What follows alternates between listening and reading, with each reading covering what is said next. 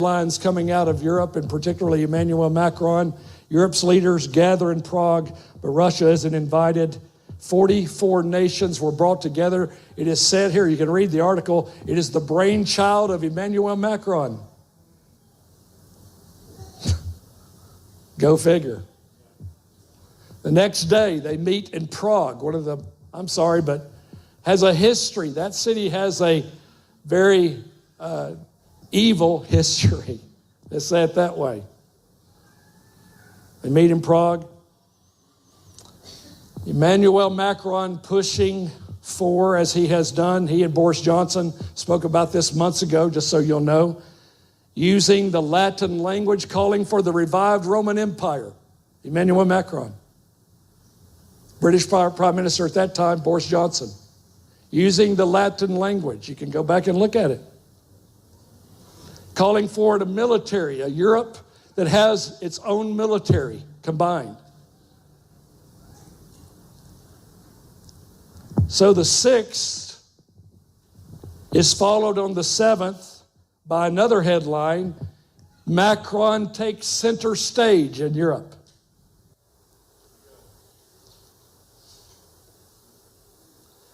Can you say the rider of the white horse was released on the 5th?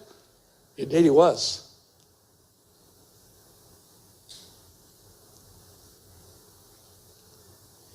Should be those kinds of things go on, right? Proof is in the pudding, not just something said. This be true, then we should be able to see some things begin. So, guys, I want to say some things to you. Number one, I want to say to Europe this. Brothers and sisters in Europe, the Northern African nations, the Middle Eastern nations, parts of Asia, what was the old Roman Empire. I've been sitting on this for probably 2 months at least. Then I need to say this to our brothers and sisters, as the Lord said it to me, looking at 3 time frames in God. There is the time frame of wait. There is the time frame of now, and there is the time frame of too late. The Lord told me to say to our brothers and sisters in Europe, whom He has been speaking to about movement, relocating, that the time of now moment, the now moment when you can do that movement, is about to end, and it will soon be too late. Too late meaning this, you may not be able to get out with anything other, Josiah talked some about this, than the shirt on your back, so to speak. You will flee. And you may not be able to get out at all. And you may lose your life. If God has told you to stay, and please ask Him directly, because it will not be easy to get out. But if you can get out, get out. Let me speak directly to believers in France. Get out of France. Get out.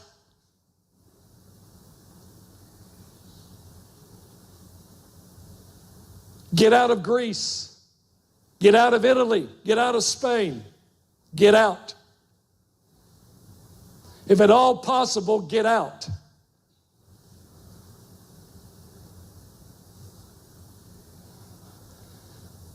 Man, this just can't be the Lord, Terry. It's absolutely the Lord. I've been waiting for many years, knowing that this day would come. But it's all according to God's timing and not my own.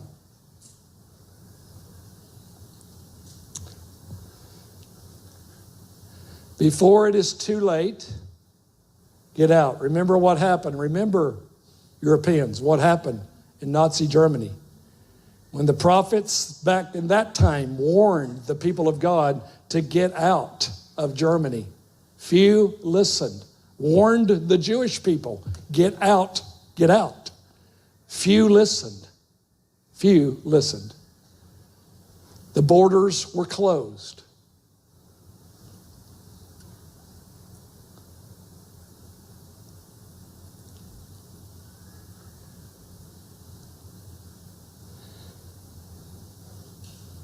Let's move forward to us in the United States. There are states in the United States that we've been saying this a lot, let me reiterate it, you're not going to want to be in that state.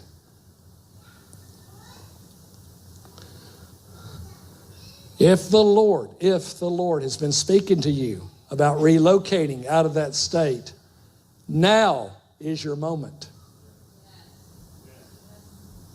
Before too late is the time.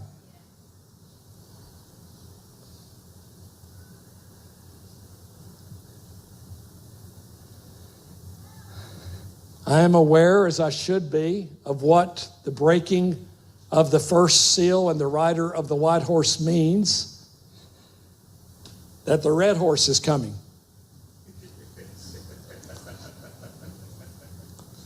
And I was told some time ago that the first 4 seals, whatever this is going to mean, we'll see, will be broken in fairly quick succession.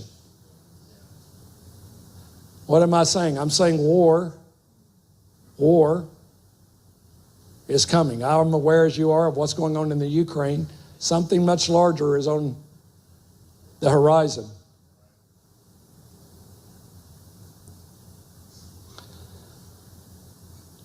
I'm aware, as I should be, that the Ukraine is the breadbasket for Europe and has been for many years. To control that area is to control much of the food supply. Right? Hitler took care, didn't he, Mike? He took over the Ukraine. The Kaiser took over, tried to take it over before that. So October the 5th, back up here a second, the seal is broken. Please, when I talk about getting out of the states in this nation, don't move to Van Leer. Unless the Lord makes you, and let that be the case, make him make you. This is nothing here to draw anyone in the natural. We are not the epitome of what God is doing on the earth. We are a people who need the Lord and recognize that simple fact. We want the Lord, we need the Lord. Everybody does. If the Lord should direct you here, amen. But do not take what I'm saying as Terry's saying to the world, move to Van Leer. No, I am not. But if everybody does move here, I'm going to ask the Lord if I can move someplace else.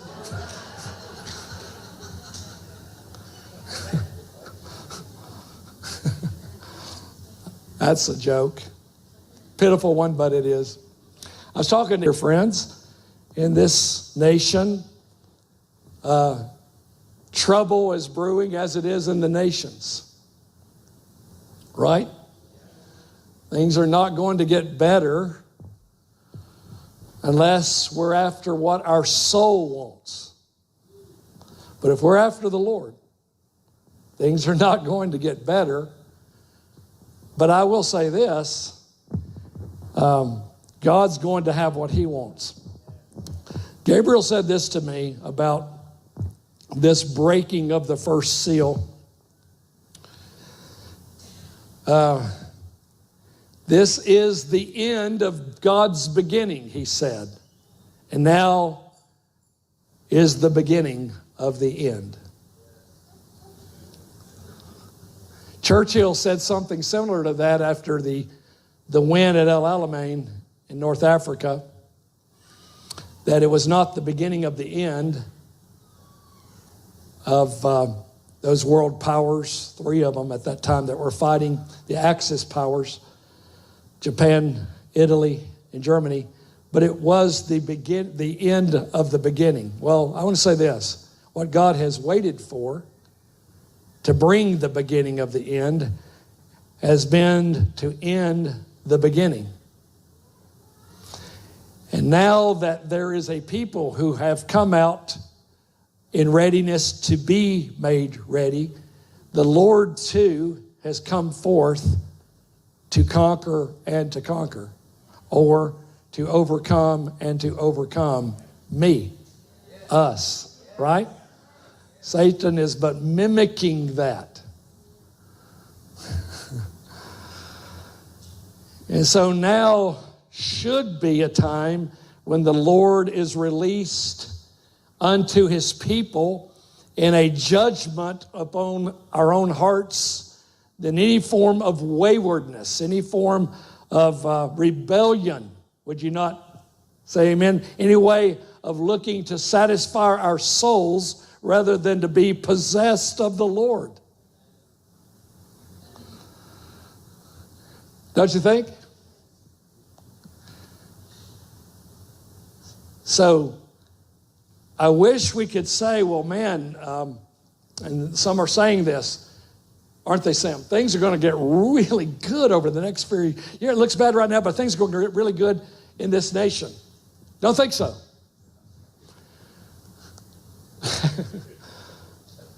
The trying of our faith is going to be much more precious than gold. And what it's going to demand of us is to be rewired enough to take our place on the wall. Don't you think? And watch God build us in families to be his holy priesthood and nation, a people of God's own possession. That's no different than Malachi chapter 3, they shall be mine. Now, there's a specificness of a vessel being spoken of there in Malachi 3, but the principle is the same.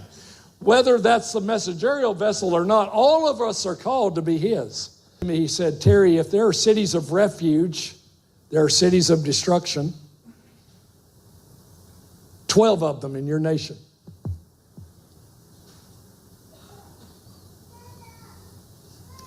Gave the background of Matthew 11 so you can see that God, the Son of God himself, the Son of Man himself went there concerning certain towns and cities. So I've not done this in years. I did it early on, stupidly. Then people began to ask me about the cities, and I shut up. Was shut up by the Lord. I'm about to say them again. If I lived in the Miami area, I would get out. Get out. If I lived in New York City, I would get out. If I lived in Boston, Massachusetts, I would get out. If I lived in Chicago, Illinois, I would get out. And if I lived in St. Louis, Missouri, I would get out. If I lived in Memphis, Tennessee, I would get out. If I lived in New Orleans, Louisiana, I would get out. If I lived in Madison, Wisconsin, I would get out. And if I lived in Seattle, Washington, I would get out. And if I lived in Portland, Oregon, I would get out. And if I lived in San Francisco, California, I would get out. And if I lived in Los Angeles, California, I would get out. And if I lived, this is the 13th. If I lived in Washington, D.C., I would get out. That's 13. The last one, D.C., was added some years later.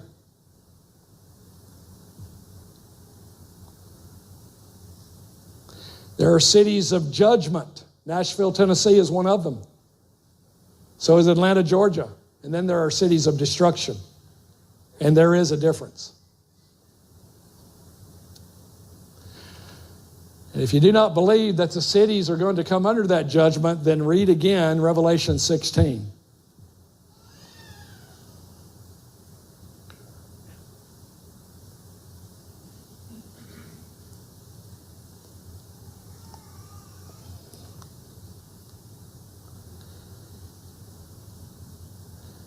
Please do not come to Van Leer.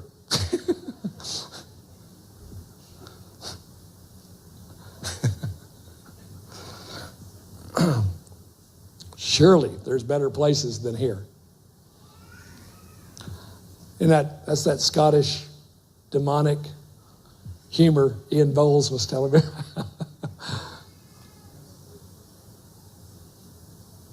What do you think about this message, guys? Don't you just love it? Aren't you glad you came today? Notice how I didn't make any announcements about what I was going to do today?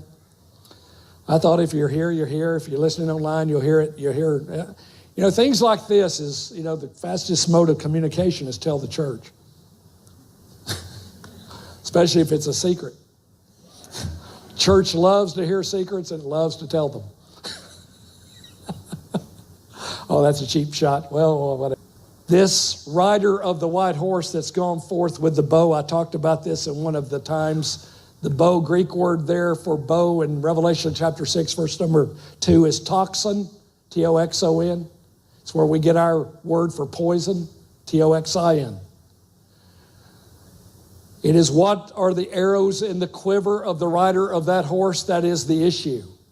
In the quiver of the rider of the white horse, and I want to say this, first comes the system, then the one little horn comes up in it to prominence, to dictatorial leadership. First comes the system. The man is in the system, but he's not the man yet. You can look then for the system is already here. It's the bringing of it together in Europe. That's why I pointed to what happened in Prague, Czech Republic, which is where Joel's in Czech Republic. He knows better than I do some of the history of that area. It's a bad history, isn't it, Mark and Mina? Very bad. It's very satanic, isn't it? It'd be another one. If I was looking internationally, that'd be a city I'd get out of, wouldn't you? It's like, bye-bye. You're there as long as the testimony of the Lord keeps you there. But when that's over, you get out, right? Don't you think? Same thing in these other cities. You're there as long as the testimony of the Lord keeps you there. And when that lifts, you leave. You exit. Because of the principle of Matthew chapter 11. Well, anyway, so toxin then, the arrows are what's important there. Poison-tipped arrows. Poison-tipped as pertains to government. Poison-tipped as pertains to economics. Poison-tipped as pertains to the military. Poison-tipped as pertains to religion. Poison-tipped as pertains to education and the re-educating. Right? Poison-tipped as pertains to the medical industry. Poison-tipped as pertains to the pharmaceutical industry. That's easily proven in the book of Revelation by the pharmakia word appearing in the book of Revelation. It's the bringing of these systems that are already there and are on a worldwide basis for most of the nations, but it's bringing them into one government, under one power. It is the system of absolute control, such as food, water, and energy. The poison is in the bringing it under control. Can be used and will be used as a weapon so that you cannot buy nor sell unless you are complicit to the system, unless you have taken the mark of allegiance to that beast, which is you are complicit to the system. Can you hear what I'm saying? Complicit to the system. You are in allegiance. We think it's some big bag mark that somebody's going to come and put on our foreheads and our forearms. The mark is one of allegiance. You belong to the system. I cannot stress this. I'm going to overstress it because it needs to be overstressed. Right, Mike? Right, Sam? This is a mark of allegiance. Well, I would never take the mark of the Antichrist. This is a mark of allegiance. You're complicit to the system of the beast. It has brought all these things together. It's, here's where it's going to be portrayed. This is so wonderful. Everything is just there, and you don't have to worry about all this other stuff anymore. It's just all right there at your fingertips. Your allegiance, now all these systems are working together and your information is there and you don't have to worry anymore. See, it's portrayed in such ways.